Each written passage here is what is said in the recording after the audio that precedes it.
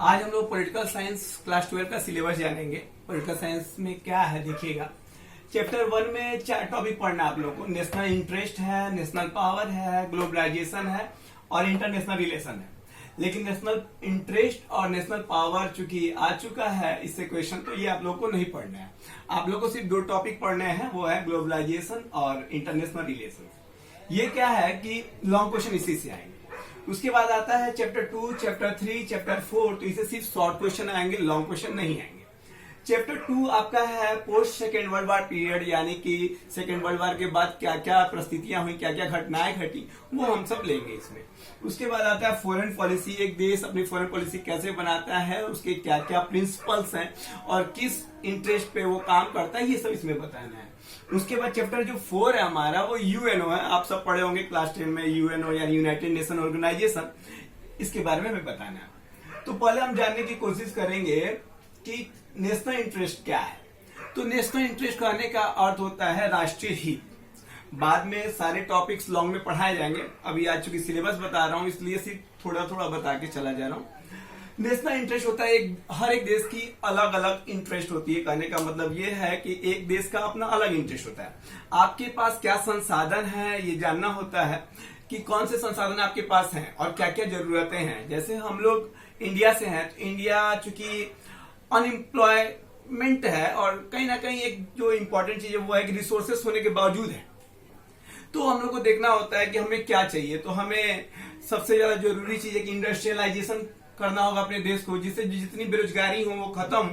आप देखते हैं कि आपके कई जो भी प्रधानमंत्री हैं या जो भी आपके राष्ट्राध्यक्ष हैं, उन लोगों ने कोशिश करी है कि ज्यादा से ज्यादा इंडस्ट्री को इंडिया में लगाया जाए, फॉरेन इन्वेस्टमेंट करवाया जाए, और वही हमारा इंटरेस्ट है। तो इंटरेस्ट होता क्या है उसको समझिएगा। एक देश की जितनी इच्छाएं हैं, आकांक्षाएं हैं, उन सबको अगर योग कर देते हैं, आप उन सबका टोटल कर देते हो तो वो नेशनल इंटरेस्ट में आ जाता है। उसके बाद आता है नेशनल पावर। नेशनल पावर क्या होता है, तो एक देश की जो शक्ति है, जो भी उसके सारे संसाधन है, उनके सारे संसाधनों के योग को हम नेशनल पावर कहते हैं। उसके बाद हम आते हैं ग्लोबलाइजेशन पे। ग्लोबलाइजेशन है क्या, ये एक बहुत बड़ा टर्म या शब्द है और इसको इजीली परिभाषित नहीं किया जा सकता, लेकिन चूंकि आज सिर्फ समझाना है एक वर्ड में, तो मैं यही कहूंगा कि ग्लोबलाइजेशन वह प्रक्रिया है जिससे एक देश दूसरे देश से आसानी से व्यापार कर सकता है, वहां के संसाधनों को अपने पास मंगा सकता है, यहाँ के ज्ञान विज्ञान को उनके यहाँ पहुंचा सकता है। यानी कि जब एक देश का मार्केट दूसरे देश के मार्केट से जुड़ जाए तो उसे हम ग्लोबलाइजेशन कहते हैं। उसके बाद आता है इंटरनेशनल रिलेशन।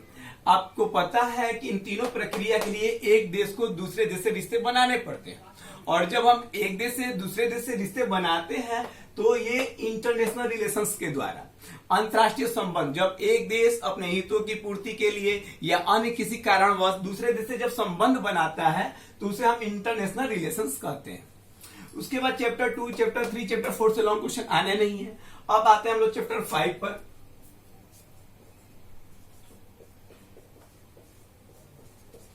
चैप्टर 5 में हम 3 टॉपिक पढ़ेंगे। वो 3 टॉपिक क्या क्या है। पहला जो टॉपिक है वो है हमारा मार्क्सिज्म। दूसरा जो हमारा टॉपिक है वो है लिबरलिज्म।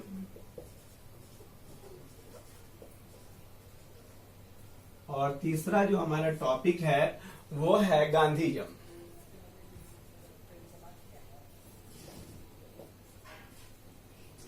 लिबरलिज्म आ चुका है तो ये नहीं आएगा, और मार्क्सिज्म गांधीज्म इस बार इंपॉर्टेंट है। तो मैं थोड़े से मैं मार्क्सिज्म को समझा देता हूं और गांधीज्म को, क्योंकि आगे भी सिलेबस पे चर्चा ही करना है। सारे चैप्टर चूंकि टोटल 10 है, 1 to 10 जाना है हमें, तो शॉर्ट में समझाता हूं। जब लॉन्ग में पढ़ाऊंगा तो बताऊंगा आप लोगों को। मार्क्सिज्म क्या है, तो मार्क्सिज्म कहने का अर्थ यह है कि मार्क्स के विचार। आप बताएंगे कि मार्क्स और उसके फ्रेंड एंजल्स,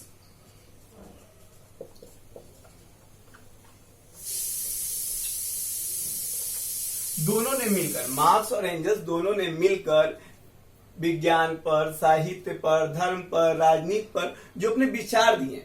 इन मार्क्स और एंजल्स ये दोनों दोस्त हैं और दोनों ने ही अपने विचार दिए हैं राजनीति पर, समाज पर, धर्म पर, अर्थव्यवस्था पर, और इनके विचारों के युग को हम मार्क्सिज्म कहते हैं। और सवाल अब आता है गांधीजम क्या है।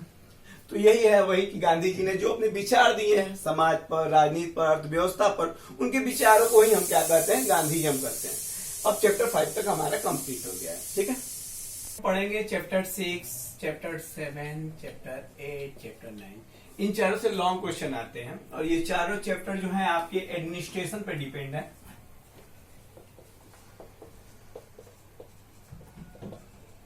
एडमिनिस्ट्रेशन आपका 3 डिवीजन है उसका, देखिएगा, एग्जीक्यूटिव, लेजिस्लेटिव एंड जुडिशरी।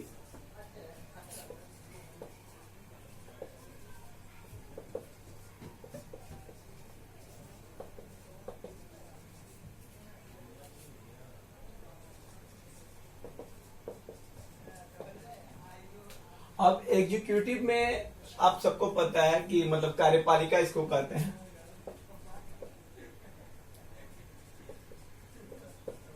इसे न्यायपालिका कहते हैं और इसको व्यवस्थापिका कहते हैं। आपकी जो कार्यपालिका है वो आप सबको पता है, ये 2 प्रकार की होती है। एक नाम मात्र की होती है जिसे हम नॉमिनल कहते हैं, एक रियल होती है जिसको हम रियली कहते हैं। देखिएगा, नॉमिनल जो है, नॉमिनल में आपके आ जाते हैं सेंटर में प्रेसिडेंट और स्टेट में गवर्नर।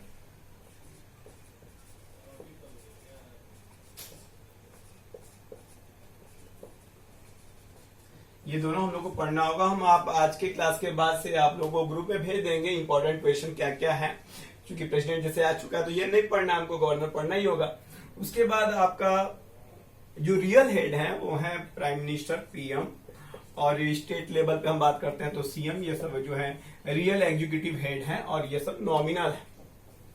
ठीक है, उसके बाद हम जुडिशरी पे आते हैं। तो जुडिशरी पर जो क्वेश्चन बनते हैं वो है हाई कोर्ट है, सुप्रीम कोर्ट है, इन दोनों के पावर फंक्शंस पूछे जाते हैं। उसके बाद जो है लोक अदालत है, कंज्यूमर कोर्ट है। ठीक है, तो ये जो 4 कोर्ट हैं उनको पढ़ना होगा।